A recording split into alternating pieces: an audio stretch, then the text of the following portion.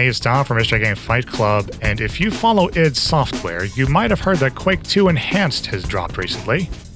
Now, much like Quake 1 Enhanced, there's a lot of new content, features, and quality of life improvements to explore, but there's one specific inclusion I'd like to spend a little bit of time on today, and that's the Nintendo 64 campaign.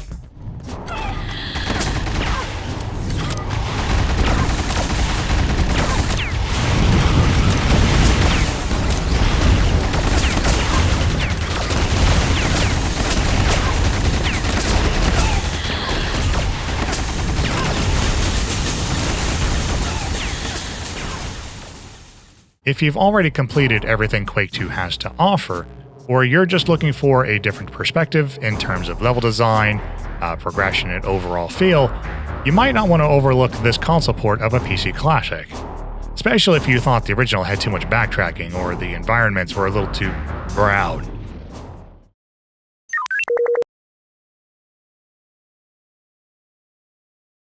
The story here is that fans were disappointed that the original Quake 64 didn't get the same treatment as my personal favorite Doom game of all time, Doom 64, which was a whole other game. It came complete with a new campaign, new monster designs, another weapon, soundtrack, you name it. Quake 64, on the other hand, tried to be closer to its PC big brother. When Quake 2 was released for the console, it was something of a compromise. The campaign consists of 19 maps, some of them are new, and some of them are a pared-down version of original maps in either Quake 2 or its expansions, The Reckoning and Ground Zero. Most of the enemies and original weapons are here, with no new additions or the weapons from the expansions. You'll notice pretty much right away that the lighting is very different from its PC counterpart. The spacey type levels often have a lot of blue happening, but hallways are often lit differently to help distinguish paths from each other. Compare this to the various shades of gunmetal gray and brown of the original game, and this is a welcome change to level design. Not to mention levels are smaller in general, so you're not very likely to get lost. Most maps can be completed inside of 10 minutes, and some even faster than that. Another important change is progress is strictly linear from one map to the next. So, no backtracking between levels. If you are someone that liked Quake 2 but aren't a big fan of the hub-style level progression, then the Nintendo 64 campaign might be appealing to you. Also gone is the inventory system. In general, when you pick up an item, you have to use it right then and there. So no more hoarding quad damages until you feel like using it. Oh, and wait a minute. Isn't it a little quiet? What happened to the heavy metal guitars and loud crashing of cymbals? Did they not get the rights to the soundtrack? No, it's nothing like that. It's on purpose. All of the console ports of id Software games receive new soundtracks. This includes PlayStation Doom, Doom 64, Quake 64, and yes, Quake 2, 64. These were orchestrated by a man by the name of Aubrey Hodges, here under the pseudonym Ken Razor Richmond. And it gives these games a whole other feel. Except for maybe Quake 1, that game was already pretty creepy. If you're used to the bombastic, adrenaline-fueled noise of sonic mayhem, then the skin-crawling low hum of electronics may not be for you. And I get that. I really, really do. It is a stark and jarring contrast to expect to be treated to agro-industrial and instead hear a lot of buzzing and drawn-out tones that is altogether a bit unsettling.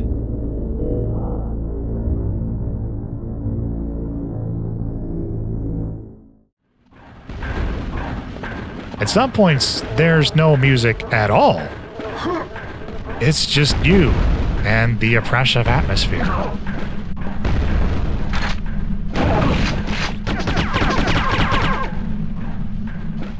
Nevertheless, I implore you to try this soundtrack at least once before you go back to listening to Descent into Cerberon on repeat. Now that we have this retrospective, we can understand the impact Nightdive had when they brought the game over to the enhanced version.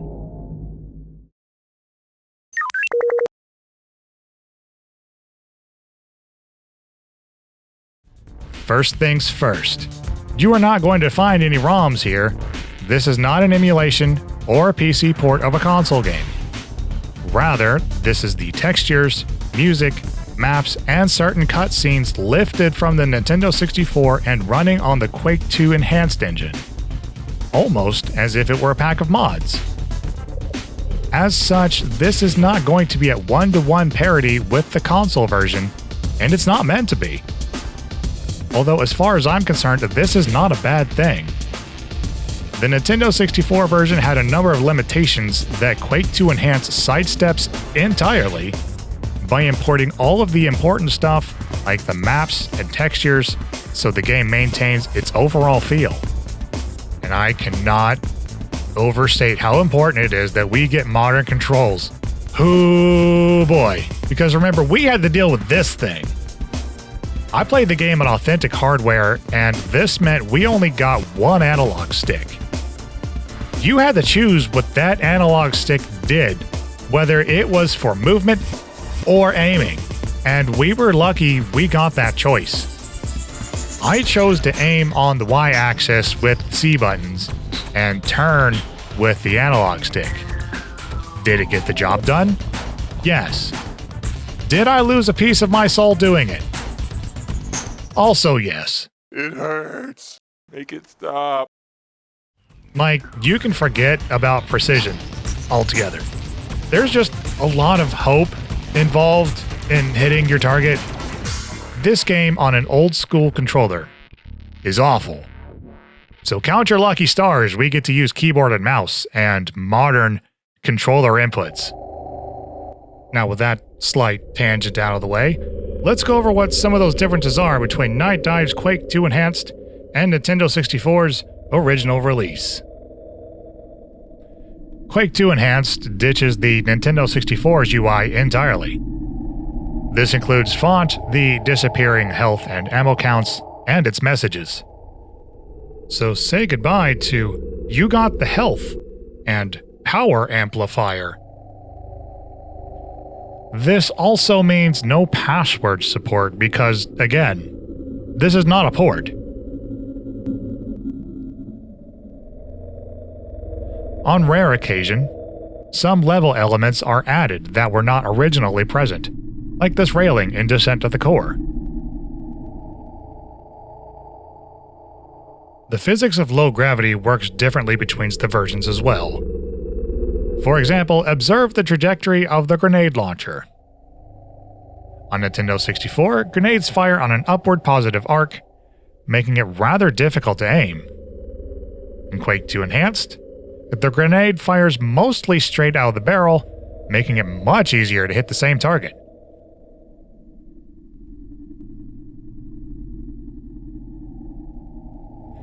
The parasite enemy's tongue is red and translucent on the Nintendo 64, where it's a solid object on PC. And speaking of the enemies, all of the new enemy AI patterns and game balance changes will apply during this campaign. At the time of this video, there is no option to turn off these behaviors, so if you were looking for something a bit more vanilla, just be aware of that fact. At the end of each level, the music will start playing as soon as you complete the last objective, rather than when you exit. This also means the individual stat screens have been nixed and replaced by stats at the end of each series of levels. From start to finish, you can expect this campaign to take somewhere around 3 hours, including deaths. And it all begins at the Strogg Outpost.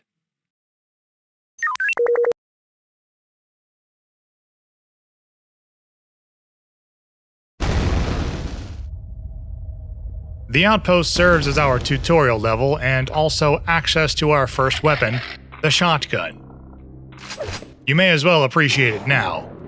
The contours, the detail, the sound it makes. Because when we find the super shotgun in the next map, you will never see this weapon again. That second map, by the way, is based very loosely on the Ground Zero expansion's Lower Mines map, except we will be starting about partway through and skipping all of these Switch-related puzzles. And thank God for that. The first time I played through this hub, I was incredibly lost down here. Also gone is that single shade of brownish gray that seems to be about everywhere.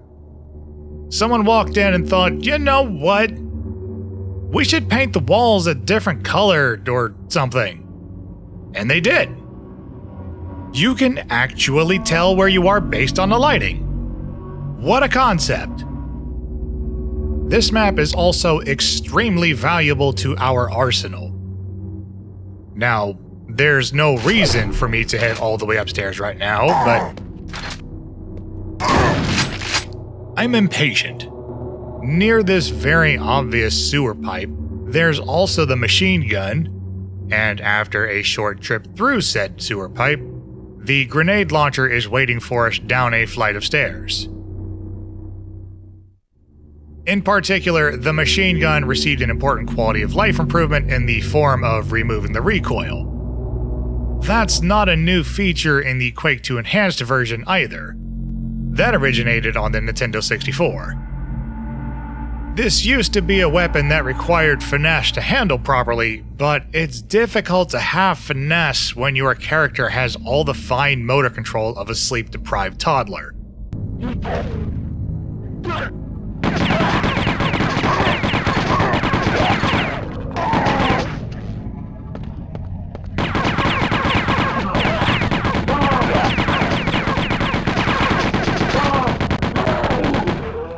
So, out goes the recoil.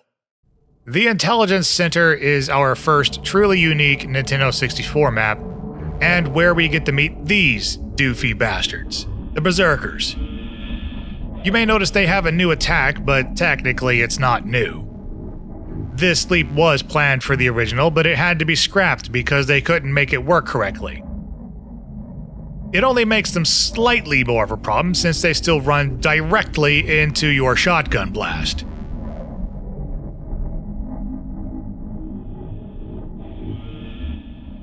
I do like this level, especially the symmetry of this opening arena and these glass panel floors.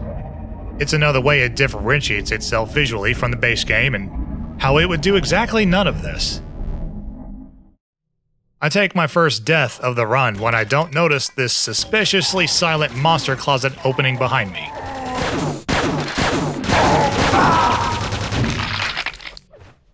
All right, you.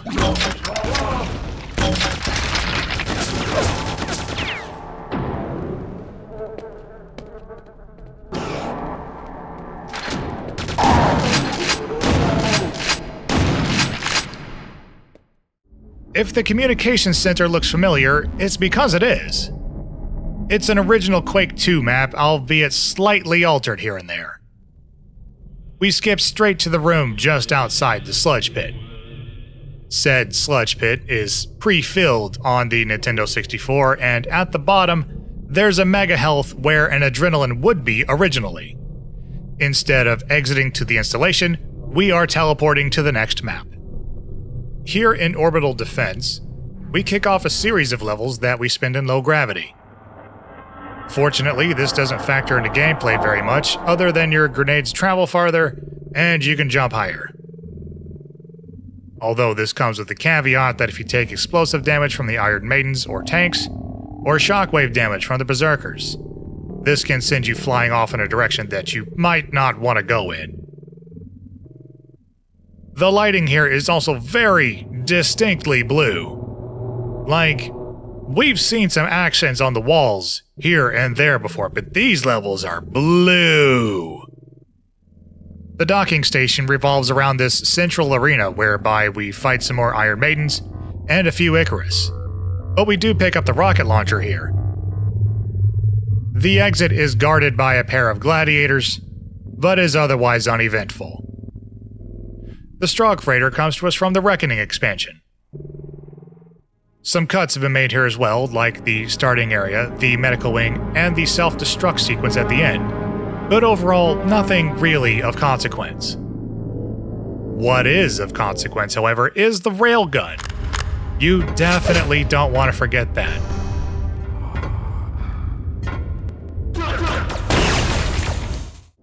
Oh, assuming you didn't find this secret by accident, shoot this pillar to find a hyper blaster near the start.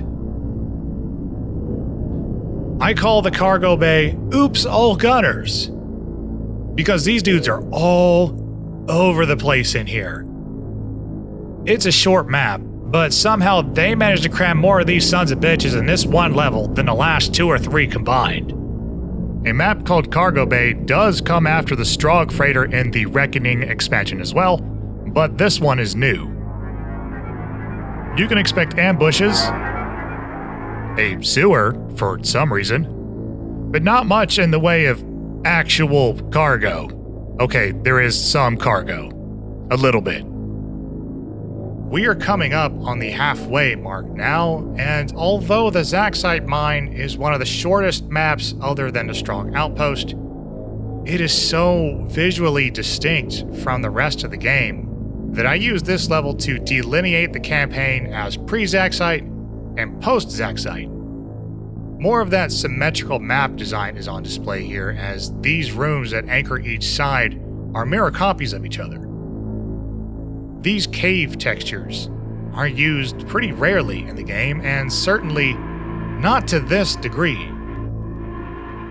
On original hardware, it looks like mud, and here in Quake 2 Enhanced, well, it looks like upscaled mud. But nevertheless, there have been so many metallic corridors that I'll take just about anything at this point. Also say hello and goodbye to the mutants, because this is the only map that they are going to appear. In the storage facility, there's certainly a lot of boxes, but there's really only one that matters. Head behind this stack, take out this explosive box, and we find, oh yeah, the BFG 10,000. And we're gonna need it real soon, too, so hang on to that cell ammo.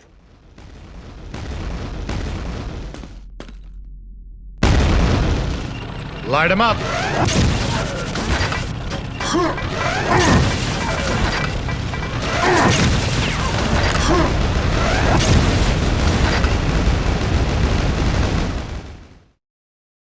We are in the back half now, and organic storage is the last of the maps to be derived from an expansion. This time, it's the Reckoning's lower hangars. It starts out mostly the same, but the second half of this stage got the axe. This mostly just skips crawling around in more warehouses. In the processing center, try not to miss this obvious key item on the wall. You're welcome. By this point in the game, you might have noticed there's a distinct lack of trespasser. There seems to be an inverse relationship between the number of berserkers and gladiators. In the first half of the campaign, it seems berserkers were around every corner. But now, it looks like they've been replaced by these railgun-toting bullet sponges. I only mention this now because here in the back half, we're going to be weapon swapping a lot more often. You know those explosive weapons that aren't especially great in close quarters? That might be the ammo you have the most of. That rare cell ammo you've been saving for a big bad? You're gonna have to use it. What I'm trying to say is, don't save your guns for that special moment like you're planning to propose or something. Use that shit.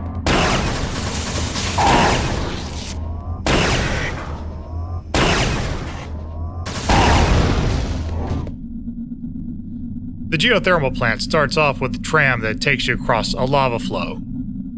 On medium difficulty, there's a gunner waiting for you at the other end, but on hard, there's a gladiator. Because of course there is.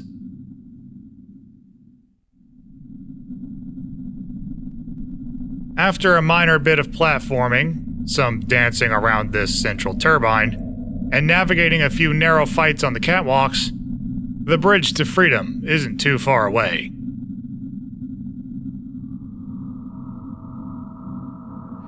Despite sharing their names with Quake 2 maps, the detention center and research lab are in fact originals. You'll have to navigate through a number of traps, including a broken glass platform that will shatter if you stand on it too long. Other than the usual threat of supersonic railgun slugs and grenades being lobbed at you, the detention center is mostly for atmosphere. And, I'd say it succeeds. Make it stop.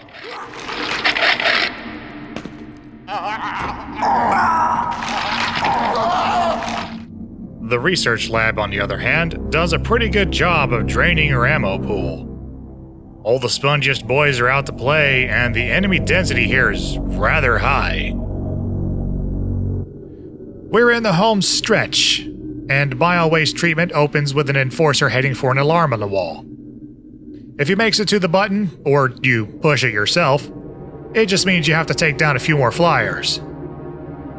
The majority of this map is spent solving puzzles around this pool, or trying not to get shot while climbing out of it. The access conduits may well be my least favorite map. Not because it's designed badly or because it's convoluted. There's just so much pain. And it starts right away with this conveyor platform. Ugh.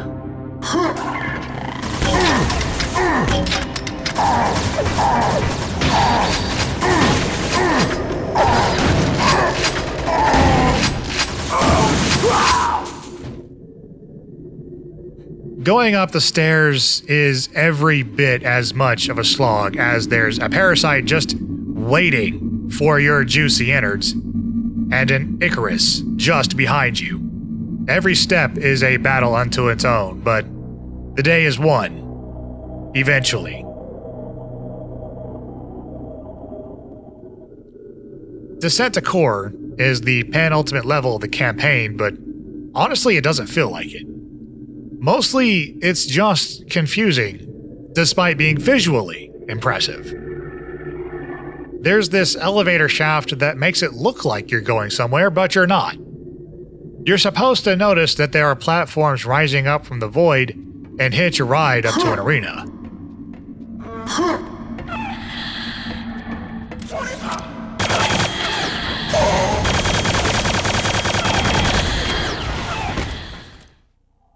Then, you're supposed to find a gap in the wall that puts you in front of the door to progress.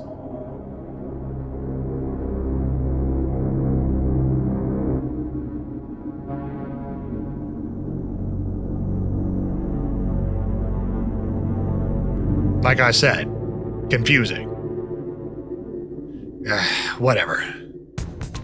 Command Core is strictly a boss fight with who the N64 campaign calls the Guardians. But it's just a pair of tank commanders and a pair of Hornets in an arena with entirely too much cover, because their fat asses can't fit through this opening. So you can just sit there from the comfort of your hidey hole, or you can circle strafe them to death in the open. Take your pick.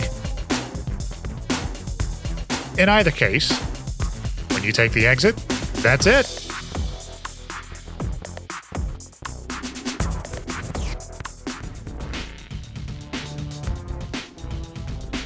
You know, Raster Productions may not have given us the Doom 64 equivalent of a Quake experience, but I think they did just fine. The walls received a splash of color, and we got some new maps. Ironically, when some of Quake 2's expansion maps were consolidated for this version, or even halved in some cases. It's the originals that started to seem like filler by comparison. And here comes Nightdive to save us from the horrors of single analog existence, plus upgraded visuals and audio. And I don't know if I can play the game any other way. Seriously, this is it. This is what I wanted. Trim the fat of the original, no backtracking, and just the right amount of challenge. Even if the last few maps frustrate me a bit. But what do you think? Let me know if you decide to take on Nintendo 64's campaign in the comments. But for now, I've been Tom from Mr. Game Fight Club, and I'll see you next time.